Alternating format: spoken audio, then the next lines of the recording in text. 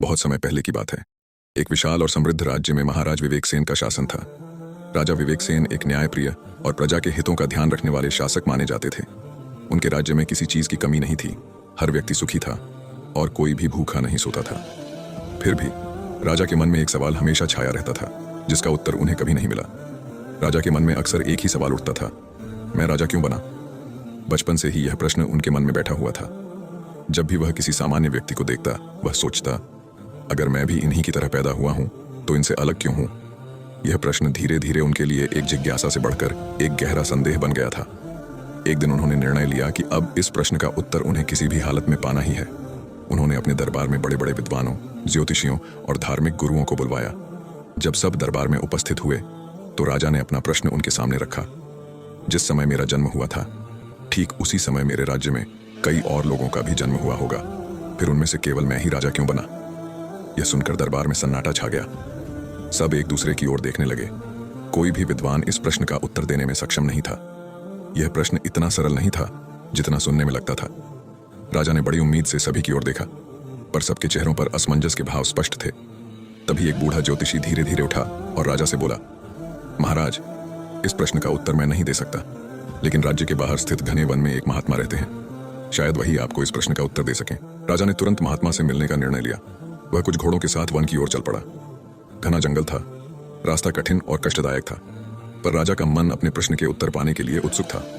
आखिरकार कई घंटों की यात्रा के बाद वह महात्मा के आश्रम पहुंचा। जब राजा महात्मा के पास पहुंचा तो उसने देखा कि महात्मा आग के अंगारे खा रहे थे। यह दृश्य देखकर राजा स्तब्ध रह गया। उसे अपनी आंखों पर विश्वास नहीं हो रहा था कि कोई व्यक्ति ऐसा कैसे कर सकता है। राजा के मन में कई सवाल उठे, पर उसने अपने प्रश्न पर ही ध्यान केंद्रित किया और महात्मा से बिना किसी भूमिका के सीधे पूछा, हे महात्मन, मैं यह जानने आया हूं कि मैं राजा क्यों बना? महात्मा ने राजा की ओर देखा और फिर एक लंबी सांस लेते हुए बोले, राजन, मैं तुम्हारे प्रश्न का उत्तर दे सकता हूं, लेकिन इस समय मैं भूख से बेहाल हूं। मैं तुम्हें उत्तर नहीं दे पाऊंगा। कुछ दूरी पर एक पहाड़ी है, उसके ऊपर एक और महात्मा रहते हैं, तुम उनसे जाकर मिलो। हो सकता है वे तुम्हारे प्रश्न का उत्तर दे सकें। राजा निराश हुआ, पर उसे अपने उत्तर की तलाश थी। वह तुरंत पहाड़ी की ओर चल पड़ा। पहाड़ी तक पहुंचना आसान नहीं था।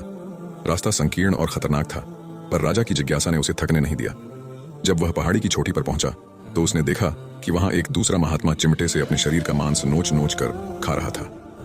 राजा को एक बार फिर आश्चर्य हुआ, पर उसने अपने प्रश्न पर ध्यान केंद्रित किया और महात्मा से वही प्रश्न पूछा, हे महात्मन, मैं राजा क्यों बना? महात्मा ने दर्द भरे स्वर में कहा, राजन, मैं तुम्हारे प्रश्न का उत्तर नहीं दे सकता। मैं भूख से तड़प रहा हूं और असहाय हूं।